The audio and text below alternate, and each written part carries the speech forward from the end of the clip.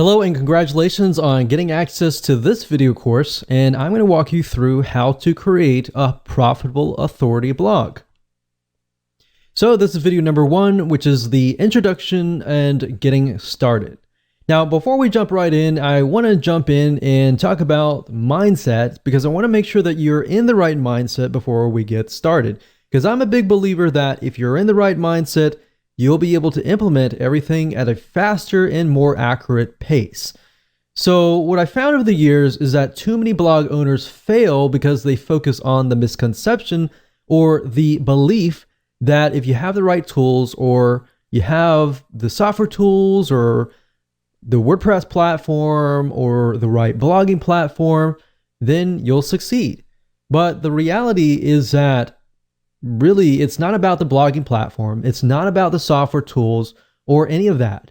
What really it's about is figuring out what your strategy is if your niche that you're going to go into is going to be profitable or not.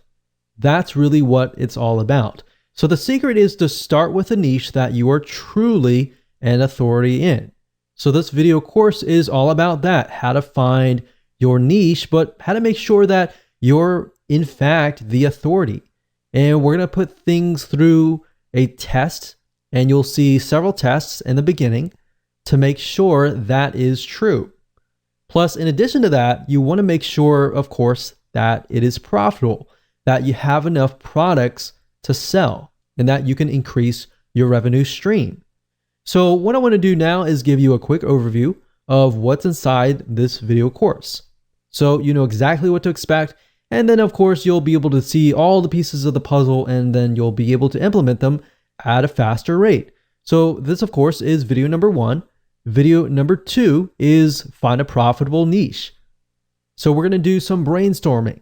And video number 3, we're going to do the longevity test to make sure that that niche can last a long time, for decades, literally. And video number 4, we're going to talk about the authority test to make sure that you are indeed the authority. How do you know? We'll ask some questions that you can answer. We'll put you through some tests to make sure that is the case.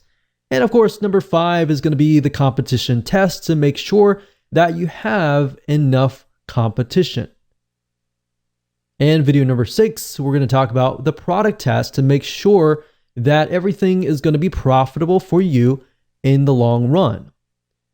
Because the worst case scenario is you jump into a niche that has a high demand, but it's not necessarily profitable. And of course, video number 7, we're going to talk about topic generation. So we're going to take the niche that you decided upon, and I'm going to show you how to use free tools to gather intelligence to figure out what actual topics are in demand. Because it's easy to create topics out of our head, and that's great. And some of those might be high in demand, but we can verify these with actual tools online. And video number 8, we're going to talk about blog post creation. Video number 9, we're then going to talk about blogging platforms. So if you notice, a lot of videos 1 through 8 is all about strategy, planning, getting it right. And once you do that, then you can move on to setting up your blog. Then you can think about the software tools and all of that. All right. So with that said, let's move on to video number 2. Welcome back. This is video number 2, and we're going to talk about how you can find a profitable niche that you are an authority around. And as we're thinking about that, I want to ask you a question, which is, what are you interested in? What are you passionate in? And I want you to keep that question in your mind. And the reason being is because I want to address an issue. And the issue is that many people tend to choose niches based on profitability. And that's the wrong way. Here's what you should look for. You should look for something that you're interested in, because if you look at the profitability or the money first, you will fail eventually, because you will eventually run into a roadblock and you will get overwhelmed. It'll be boring and you'll have no interest in it to continue. And another thing is you won't look like you really know what you're talking about. So start with your passion. And the great thing about that is that people will trust you. They will begin to see that you're passionate about it. Have you ever been to maybe a blog or a webinar or something of other, and you have noticed that the speaker is not passionate whatsoever? They just feel like they're there because they're there. Does that really make you want to trust them? If they are not really passionate, that you can tell that they don't really know what they're talking about, but they're just trying to get by. That probably turns you off, right? Well, same goes here. You don't want to portray that in any way. What I'm trying to get here is that you want to portray yourself as the expert. And to do that, you need to be passionate about the niche. So over time, like I said, things will get boring and you will lose sight. And once you've lost sight, that is the beginning of failure. So what I'm trying to do is I'm trying to set you up for success. Now, here's an example here. A while ago, I considered a niche called scrapbooking. I had zero interest in it, but I did this because I was trying to follow the money. What happened was it flopped. It died. So what I realized over the last decade was what gets you over the roadblock is being passionate about the niche. So here's my recommendation to you, and I want you to take this exercise and just go ahead. Step one, just pull out a pen and paper, pause the video if you want to, and just sit down and just begin to jot down all of your hobbies, things that you've invested money into, things that you've been passionate about. Maybe it's something that your family's passionate about. Think about all the pains that you've been through or your loved ones have been through, and jot those down as well. Because let's be honest, if it's a pain, you've probably done enough research about it to know the advantages and disadvantages of certain solutions and all of that. So let's say, for example, you have had a kidney stone. If that's the case, then you passed it without needing surgery, then somebody else out there is probably going to want to learn from you, right? So you have some sort of experience in it. You felt the pain, you felt the suffering, you've been through and done that. So you can relate to the people that are going through it. So basically think of things that you're passionate about. And if you want to pause this video and just go ahead and do that, that's fine. After you've done that, step number 2 is now, out of these that you have written down, I want you to pick and choose the ones that you're extremely passionate about. Now, hold on to this because in the next video, we're actually going to discuss how to ensure that you can make sure that you can do this for the long term and that this passes the longevity test, which is the next video. Hello and welcome to video number 3, and we're going to talk about the longevity test. So here's a quick and easy short test that you can utilize to figure out if you're really passionate about the niche in the long term. Because you might be okay right now, but we really want to know if it's going to last for a decade or more. So in the previous video, you created many different topics and then you chose one. Now, the fact that you're passionate about this topic means that you're more likely to succeed in the long term, but we want to make sure that is the case. So here's what I want you to do. I want you to get a timer, whether it's your phone, whether it's your watch. From this topic, what I want you to do is try to jot down at least 10 to 15 different but very specific topics around this one topic. So in other words, let's do half an hour and let's see how fast you can create specific topics around this niche. So say, for example, let's take the example of kidney stones. We can think about with kidney stones, there can be dieting. For example, certain foods create kidney stones, and certain things, certain supplements can actually help pass the stone without surgery.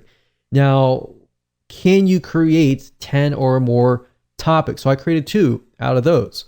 Or let's say, for example, lowering cholesterol. We have dieting, we have exercise, we have cardiovascular exercise, we have aerobic exercise, we have other different options as well. So what we're trying to do is figure out how many topics you can create. So go ahead, Do that now, pause the video. If you got 10, great. If you got 15, super. If you got 20, awesome. But if you got at least 10 within less than half an hour, then that's a good sign. That means that in your brain, you're able to produce topics right away and that you're actually passionate about this niche. Now, are you stuck? Let's say you tried it and you weren't able to think of anything. If you're stuck, then that kind of means that you need to move on to the next one. So look back on the list of pains and hobbies, pick another one and go through the cycle again until you find one that works. Now, here's the final test. Let's say you found something that you were able to write 10 for. Is this something that you would feel comfortable writing day in and day out? Is this something that you're willing to get educated about and increase your knowledge about, read books about from other experts, talk to other people about, surround yourself with people who enjoy this topic, and would you be happy with all of that? If you said yes to all of these questions, then this might be a good topic of choice. So that brings us to the authority test next. Hello and welcome back to video number 4. This is the authority test. When it comes to being authority, you always want to be one step or one level ahead of your audience. What do I mean by that?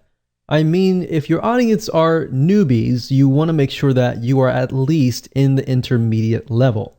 Or if your audience are intermediates, then you need to make sure that you are an expert in that niche.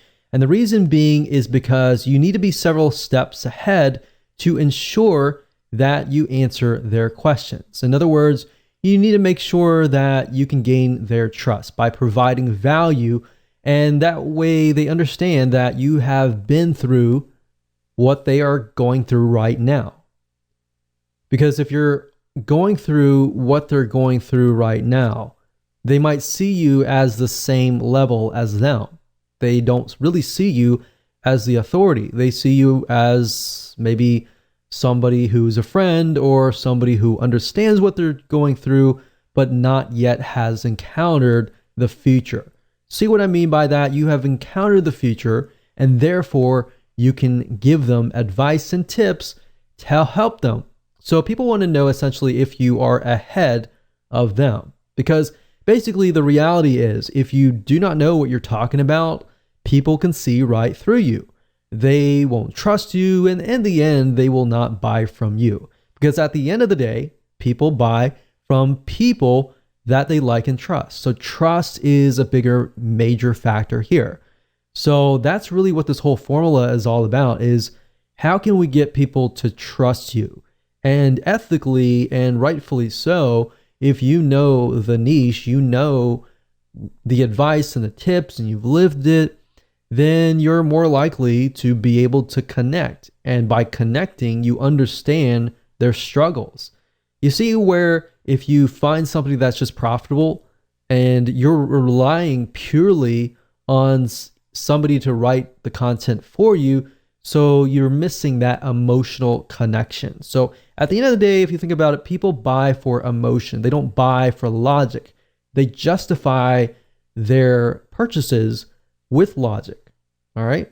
So with that said, if you're one step ahead of everybody else, great. If you're not, it might be something to think about. With that said, let's move on to video number 5. Hello and welcome to video number 5, and this is the competition test. So the big misconception is that there's too much competition. Oh no, this is not a good niche to go into. If anything, that is actually far from the truth. Having a good amount of competition means that there is a buying market. Why? Because typically what this means is the competition has paved the way, they have educated the market, and they've placed products out there. If the market doesn't really know what the products are all about, your competition actually has to educate the market before people actually will buy them. So basically, instead of having to educate the market, you simply come in, provide lots and lots of value, and you can move in, you can find out what your competition is doing, what your competition is not doing, therefore is a demand in itself, and actually do it. So let me go ahead and show you how to find competing blogs, spy on them to do the necessary competitive intelligence. So technically you can go to google.com and do a search for blogs in your niche. But a tool that I like to use is called buzzsumo.com. That's buzzsumo.com. And the reason why I like this is because this site literally analyzes the content that performs the best within the niche. So this really is going to help shortcut things for you. So if I go here and I type in, let's say for example, lower cholesterol, let's see what we get. Now, one thing to note is that BuzzSumo, it is a paid tool, but it will allow you to do some free searches as well. So if you want to pay for it later, that's fine if you get really serious. But for now, as starting out, you don't really need to pay for it. So if I type this in, you can see these are some blogs or websites that are actually getting a lot of engagement. And what you're trying to figure out is what are they doing to get that kind of engagement? So they have Facebook engagement, LinkedIn shares, Twitter shares, Pinterest shares. So obviously they definitely have social media. So what I want you to do is just jot down, what do you see that they are doing that you could be doing? So let's just take a quick look at these sites and see what they're all about. And by doing so here, this is a good way to figure out topics as well, which we'll talk about later on. But let's just take a look at the sites and see what they are doing. So if we go here, it's theheartysoul.com, and we can see they have different sections, one for food, one for body, one for lifestyle, and it's just these three categories, and then they have subcategories within each. So for example, food, when it comes to lowering cholesterol, there's breakfast, there's snacks, there's entrees, there's salads, there's quick and easy meals, there's sides, there's desserts, beverages, specific diet, brands to avoid, herbs, spices, and more. So you could even jot these down if you wanted to and categorize them. And if we scroll down, we can see that this article here talks about statins don't lower cholesterol. So statins is something that it's a drug that people use to lower their cholesterol. But it's saying in this study that it increases cancer and memory loss risk. So obviously this is a very controversial type article, and that's what they're doing to get all these likes and shares and more. Now, if we go to the other blogs and just take a look at how their site is laid out. So they have a topics. It looks like they have very, very general. It's not necessarily related to health, but they do have one section related to health. But this looks like it's just an article. But you can see the length of the article is actually quite long. It's a good, decent size article, maybe about 700. No, it looks more like 1,000 words. But nowadays, your articles and your blog posts can actually get to the length of 1,500 to 1,000 words per blog post. And of course, if you have videos, that's good too, to get people to actually stay. So we can see that these sites don't really focus just on cholesterol, but they focus on the overall arching view of health. Now, what this allows you to do is this allows you to create a profitable authority blog based upon a very, very specific niche. If you focus only on, let's say, lowering cholesterol or how to pass a kidney stone without surgery, then that might actually allow you to convert more sales because the person that you are attracting is more likely to be in that mindset, right? So for example, if somebody comes to this blog, they might be interested in lowering their cholesterol, of course, because of lifestyle, but they might be coming here because they're interested in relationships. So it's not really targeted. So that, I think, is something that could be improved and something that you could even do yourself. So that's what I would do. I would go to these sites, jot down at least 10 or so things that they could improve and that you could follow, that they are doing that is working for them. And you can compare different blogs to make sure that all of these blogs are doing the same thing. If they're all doing the same thing and they're doing really well in that area, it might be something that you can actually mimic. Hello and welcome to video number 6, and let's go ahead and do the product test. Now, at this point in the time, you know for a fact that this is a niche that you want to go into. But what we need to do now is we need to make sure that we are going to be able to profit from this blog. So what you need to do as far as product creation goes is figure out if you have an unlimited supply of products that you can sell to your market. Because the more products that you have, the higher your revenue stream is going to be. Now, there are different routes that you can take. You can either find affiliate products, or in other words, products that other people have created, and you can direct your traffic, your bloggers to, and you can send them there, and if they buy, then you get an affiliate commission. So you get a cut. Basically, if the vendor has a product, let's say a video course, and they give you 50%, for every sale that you make, you get 50%. Now, the nice thing about this is you don't have to deal with customer support. The downside is you only get half of the commission. Now, if you create your own product, obviously, you get 100% commission. So you are the vendor, so you get 100% of the product. Now, that's the nice thing about products, but product creation definitely does take time. And a shortcut of that is what we call private label rights products. What that means is you have somebody who has created a video course or a report or ebook or some sort of product, and they are giving you rights to put your name on it and make it as your own. So the person creating the private label product, their name is not on it, so you pretty much get all the credit.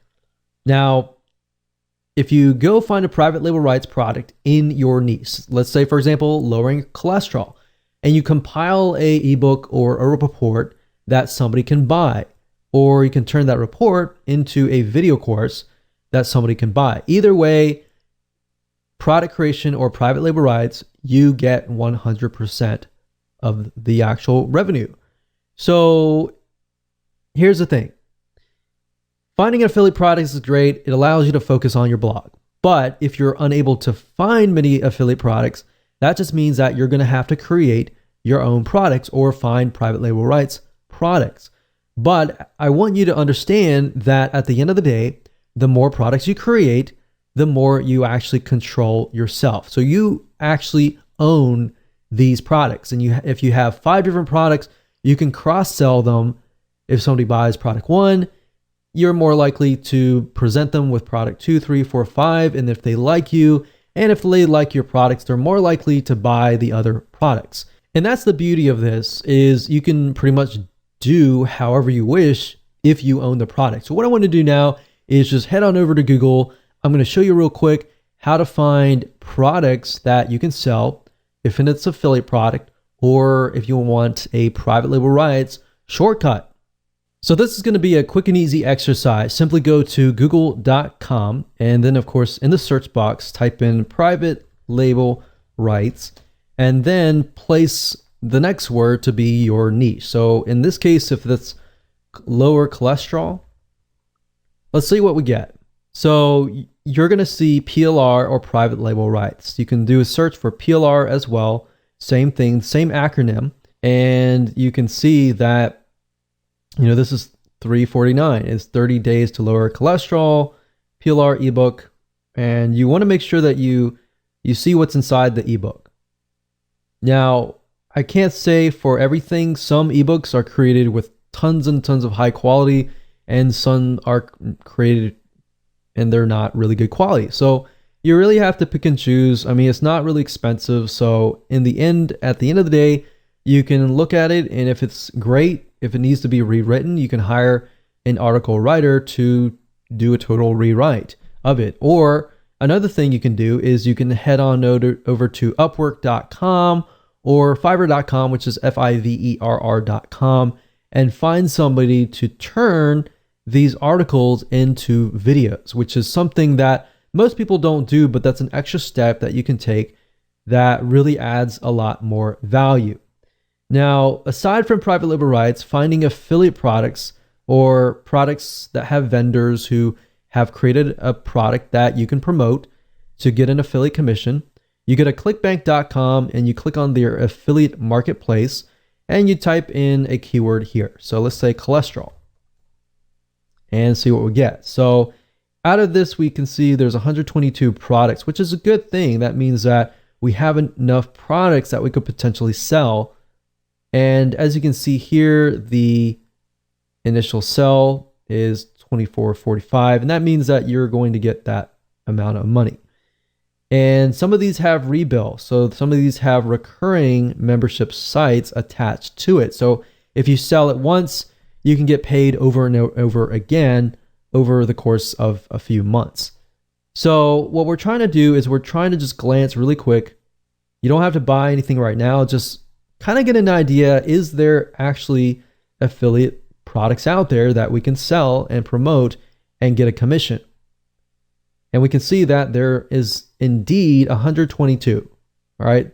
So another thing you can do is you can go to Google and we can say lower cholesterol or just cholesterol affiliate program and see what kind of affiliate programs are out there for products that are helping people lower cholesterol.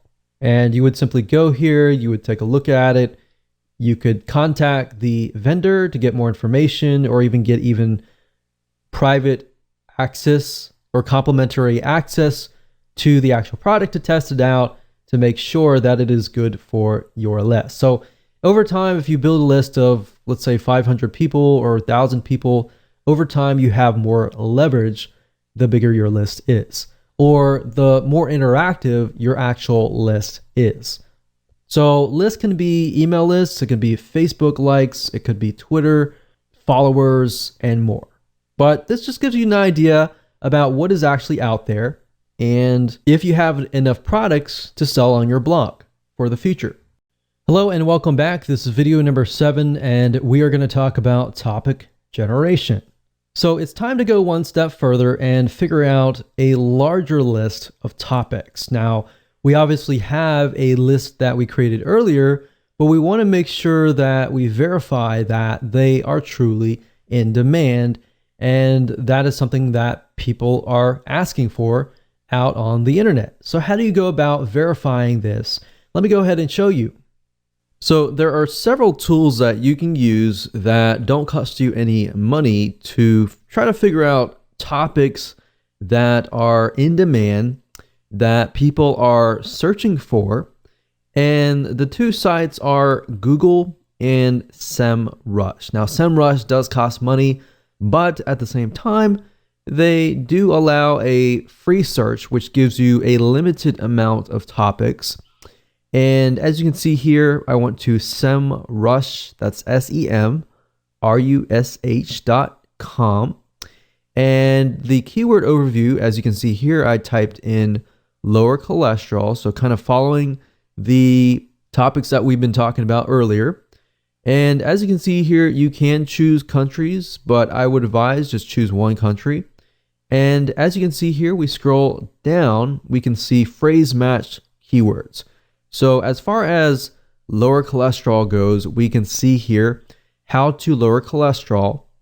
We can see the CPC, or what advertisers are willing to spend. And that's a good sign. If they're willing to spend money on a specific keyword, that means there is demand.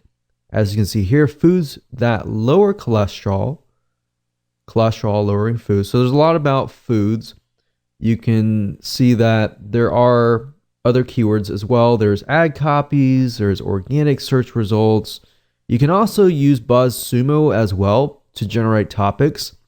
And in addition to this, if we head on over back to google.com, up at the top here, if you put in the address bar a keyword, let's say for example, lower cholesterol, you'll notice that as I begin to type things out, Google will actually try to complete your sentence with lower cholesterol diet, lower cholesterol fast, foods, exercise, and recipes. Now, if I were to, let's say, type in lower cholesterol, just flat out, and I scroll all the way down to the bottom, you will see a larger list of searches related to lower cholesterol. Now, what this allows you to do is it allows you to see the high demand searches. In other words, Google's not going to show keywords up at the top unless people are actually searching for them. So if thousands among thousands of people are searching for them, that's something to be aware of. Now, what this allows you to do is it allows you to drill deeper. So let's say, for example, that we want to do a search for lower cholesterol foods. And we do a search for that. And if you scroll all the way down to the bottom, you will see everything related to lower cholesterol foods. So we can see cholesterol in almonds, breakfast, food lists, recipes, how to reduce it naturally without medication.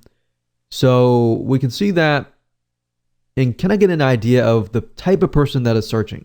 So we can see just from this list that the person searching is more likely to want to reduce their cholesterol and with natural home remedies, with supplements, with dieting and everything naturally. So if that's the case, let's do a search again for lower cholesterol plan and see what we get. So let's scroll down all the way down to the bottom and we can see that the plan consists of diet plans, how to lose weight. So losing weight can be a factor. And we can see Indian diet plan. We can see Mayo Clinic diet plan. So many different diet plans. So what this allows us to see is allows us to see the overall general idea, which is lower cholesterol. And within that, we can see that there's things like dieting. So let's just create a notepad here. So lower cholesterol. And within that, we can see diet. We can see recipes, which recipes, of course, fits into diet. We can see exercise. You can ask yourself what type of exercise, lifestyle changes, what type of lifestyle changes. So as you're beginning to type these out, ask yourself questions that other people would ask, like what type, or what if, or why, or how, or when. So who, what, when, where, how kind of thing. So that way you can expand upon not just the general niche and the sub niche, but you can expand upon that. So you could see this diet and recipes could become one whole vertical of just topics, tons and tons of different diet plans, tons of different recipes, different types of exercises. We have, swimming, we have cardiovascular, aerobic type exercises, running, how long. And as you can see here, you can really dig deeper and deeper and deeper. So I would say just using Google itself allows you to really dig deeper, but utilizing other tools like SEMrush or BuzzSumo, or even going after the paid versions of these apps and digging up actual data that says, okay, this keyword is getting a $3 CPC, which means for every click somebody gets, they're actually paying about $3 cost per click. All right. So that's basically all you need to do right now is just do a little brainstorming, do a little researching, and create a list of topics that Google has proven to you that it is in demand. All right. So with that said, let's move on to the next video. Hello and welcome to video number 8. And let's talk about blog creation. How do you go about creating the blog posts now that you have a list of different topics that you might want to create? Should you use videos or should you use articles, or how long should they be?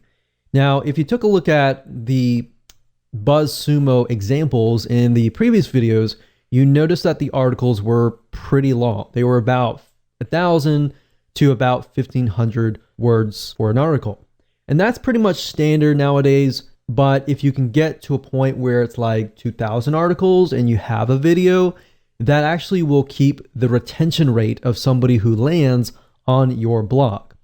So that's the recommended thing to do, is to create an article, and you can outsource this if you want, but I would recommend you actually try to create the blog outline yourself, because if you're passionate about it, it's going to be easier. And one little tip that I have to say to speed up the process is be using something like your iPhone. So like an iPhone, it has something called Siri, and Siri allows you to voice your thoughts on your notepad, and you're able to create an article at a really, really fast rate. Now, obviously, grammatically, everything might be incorrect, but what you can do is you can do that on your iPhone or your smartphone, or even Dragon Naturally Speaking, to create the article, and then you can send it to a proofreader. I create the articles and then I send it to the proofreader, because that allows me to be creative, that allows me to just push it all out, and then it allows somebody else to do the grammatical checking and the spelling and all of that to make sure that it actually flows. Now, once you're done with that, what you can do next is you can head on over to places like Fiverr.com, Fiverr.com, and you can hire people to actually read your article and get them to turn it into a video. So essentially what you're doing is the video is the same as the article. And what you can do is you can add images, and that way you appeal to the visual audiences, the kinesthetic, and the auditory learners. There's 3 types of people and 3 different types of learning. So that's what I recommend to you. Now, as far as what the blog post should be about, well, I'm going to show you what we call the backward blog creation strategy. And I'm actually going to take an example. I'm going to show you how to write the article, or at least outline it to the point that you can do it all in less than 5 minutes. All right, so let me go ahead and show you that right now. Okay, so the reason why I call this the backward blog post strategy is because what we're doing is we're moving backwards, if that makes sense. And it'll make more sense once we dive right in. But as you can see here, what you're trying to do is you're trying to find an already proven blog post. We're not plagiarizing, we're not copying anything, and just want to get that out of the way. But what we're trying to do is we're looking at what is proven and extracting from that and making it more specific, making it more unique, and making it better, essentially. So we find that proven blog post, and then what we do is we can break it up. So this one proven blog post could essentially become 10 or 15 or 20 even smaller blog posts that are actually more specific. So let me show you this in action. This is super, super easy to do. We're not plagiarizing by any means, so I just want to make sure we understand that and that is clear. So let's move on and let's talk about lowering cholesterol again. So lower cholesterol foods. You notice that in the previous search that we noticed that a lot of foods, a lot of natural remedies. So let's kind of focus on that because that seems to be what people are searching for. So let's just type in lower cholesterol foods and see what we get. So if we scroll down, we can see top 12 foods that lower cholesterol. And you'll notice this, a lot of articles are moving more towards 12 things or top 10 things that lower your cholesterol, or top 10 different types of cardiovascular exercises that allow you to lower your cholesterol, or even top 10 foods that you can still eat that are tasty that can lower your cholesterol. So let's just click through here. We'll click this one here and let's just start from there. So as you can see here, it says 12 foods that lower cholesterol naturally. Now, if we take a look here, we can see that it lists different types of foods. So different categories of foods like oats, we have red wine, we have salmon and fish, we have nuts. Now, we can see that while this is great and all, we can go more specific. So the question is, how do you go more specific? Because obviously the more specific it is, the more interesting it is sometimes, but at the same time, a lot of times it'll actually boost your authority simply because people feel like, okay, you've actually focused in on very, very specific details. So instead of saying like the top 12 different foods that lower cholesterol, what you can do here is say, for example, fish. You can say the top 10 fish that actually lower your cholesterol, or top 5 fish that lower your cholesterol, top 5 types of nuts. Because as you can see here, there are many different types of nuts. There's our pistachios, for example, that can help lower cholesterol. And there are many other types like almonds that can help as well. So try to go through here and just break it down. So let's just go here and we can see here that it's talking about nuts, oats, red wine, salmon or fish, nuts, and let's scroll down and see what else. So we can see teas, we have beans, we have chocolate, we have margarine, and we have garlic and olive oil. So there are actually other olive oils or types of oils that can lower cholesterol. So we can do oils, and let's just start with that. So obviously oats are oats. Red wine, there might be different types of red wine. So maybe we could do top 5 types of red wine, or top types of fish, top 5 types of nuts, and top 5 types of oil that lower your cholesterol. Now, indirectly, what you're doing here is, even though it is very, very specific, you're actually helping Google figure out what your site is all about. So there we go. From this one article, we were able to create 4 different articles. And because it's all very consistent, all we have to do now is we can go back to Google and type in, let's say, top beans to lower cholesterol. So right off the bat, you can see eating a cup of beans can lower your cholesterol as much as 10%. So we have navy beans, kidney beans, pinto beans, black beans, and chickpeas. That's already 3, 4, 5. So there you go. So you can easily find other articles out there that are based on these articles. So you can hire an article writer. Of course, there are many different places that you can go to hire article writers. Fiverr.com, that's Fiverr.com, is one good place to go to. And another place that you can go to is Upwork.com. And you can find very high quality article writers. And really all you need is a few. Just start out with one. And then, of course, as you expand, you can hire a few more. But what I like to do is I like to hire a couple first and see which ones I like, the writing style and how well they work with you. And then you can outsource it. Or you can either do it yourself and very, very easily do it because you have it's more specific. The more specific it is, the easier it is to write. So for example, going back to nuts, we have number 1, pinto beans. Number 2, navy beans. Number 3, 4, 5. So all we need is 3 more, which we have those. So kidney beans, chickpeas, and butter beans.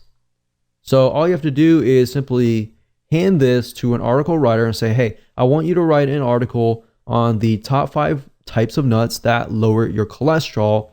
And I want you to cover the what and the whys. So basically, this is how it goes.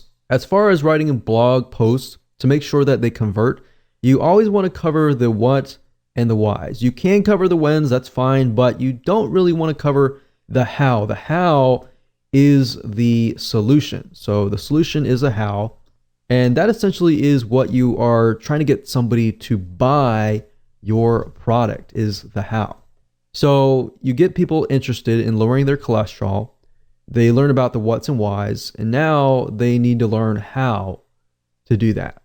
All right. So that's how to create a high converting blog post at a very, very fast pace.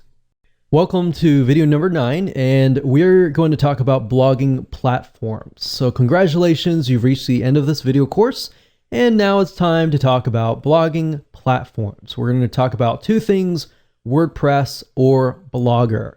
And the reason why I want to talk about Blogger is because I know many of you might have the temptation to use Blogger, and Blogger is great. And you can use both, but I recommend the WordPress being your actual blog. And of course, if you want to use Blogger, you can use it to kind of bump the rank up of your WordPress site.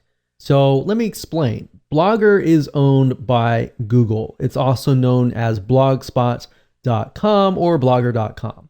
If you go to either or site, you will go to the same site.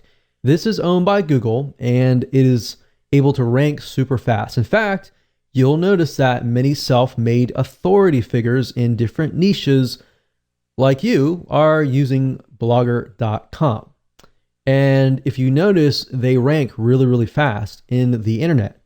Now, here's the downside of Blogger or blogspot.com is you don't own it. So this means if you get banned for whatever reason, you lose your asset, right? Now, that's where WordPress comes in.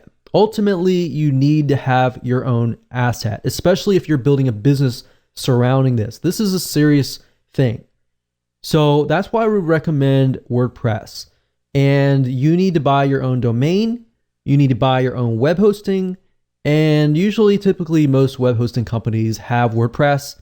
So you can simply log into the panel or even ask them to install it for you, and they will install it, and you're good to go. So I'm going to explain a little bit more depth about WordPress. How do you find a domain? How do you go about finding web hosting? What web hosting companies we recommend? And how do you create your blog? How do you find themes? And we'll cover all of that in just a second. Okay, so in order for you to get this to work, you need to have a domain name because you need to have your own brand, essentially. So what you need to do is you need to head on over to a site called namecheap.com. And what Namecheap is a domain registrar, which is where you can buy your domains. So you can go here, and if the domain is available, you can actually get access to it. So if we say something like lower cholesterol, and I'm pretty sure lower cholesterol is taken, but we'll just do 1, 2, 3, 4, 5, 6.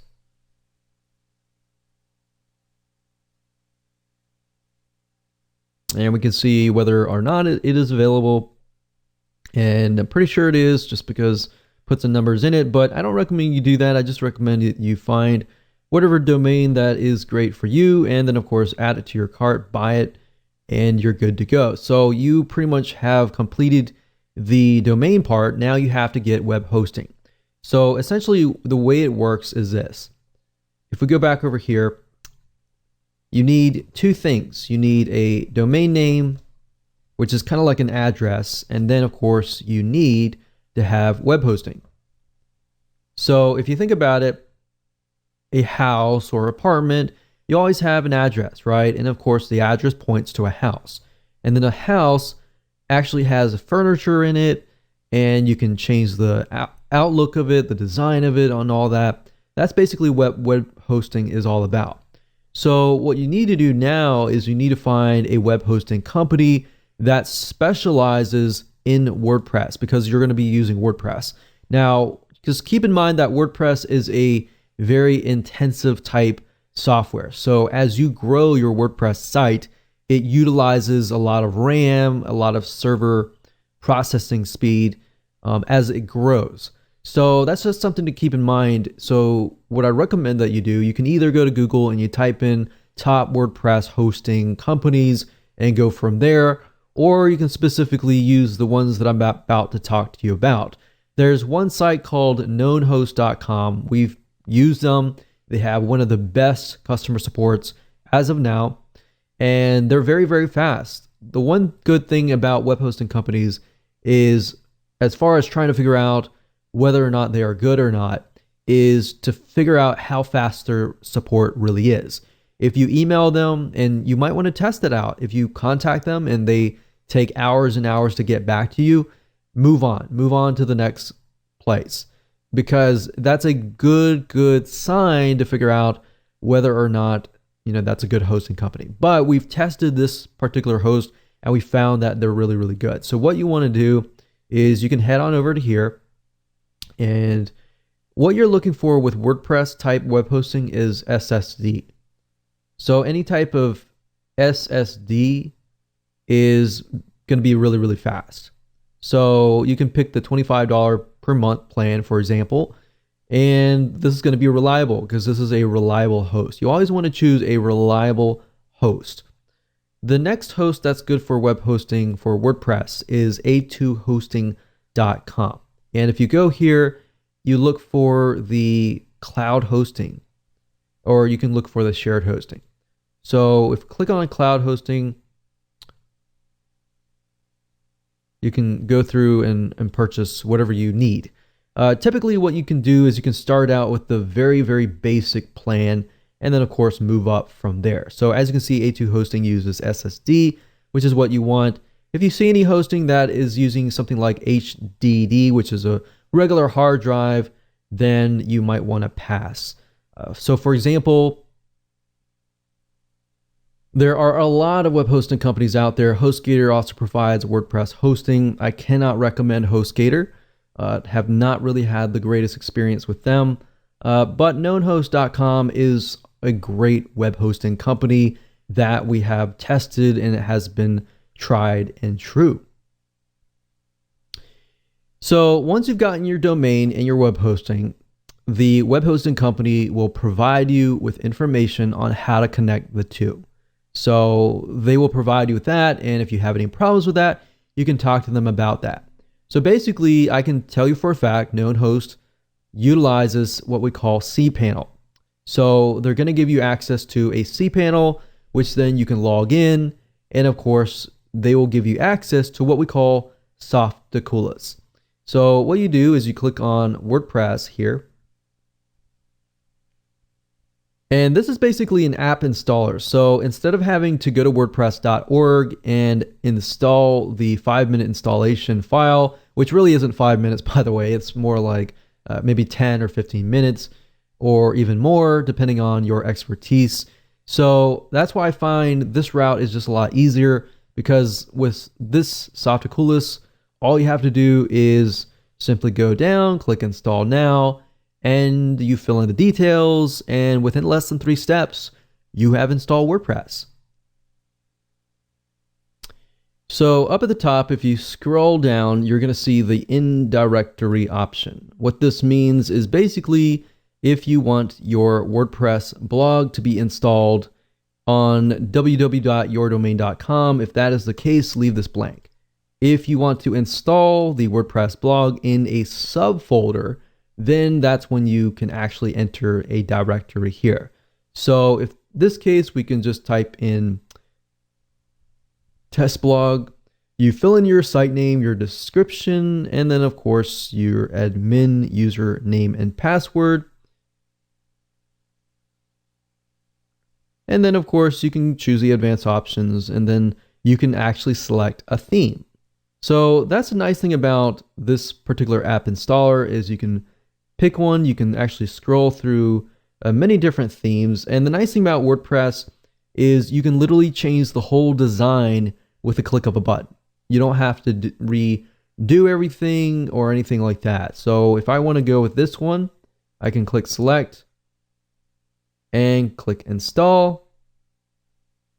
And literally within less than a minute or a couple minutes, we are good to go. That's it. And of course, if we go to the actual blog itself, we can see the actual blog has been created. Now, the app installer is going to give you access to the WordPress administrator dashboard, as you can see here. And all you have to do is literally, whenever you create a post, you can go here, add new posts, and you can add new pages. You can also change the appearance by going to appearance and themes. So let's say, for example, we don't like this particular theme. We always can go to add new, and we can find another theme. We can click install, for example, and it's installed. We can activate it. And if you go to the live site, you can literally see that the blog design has been changed.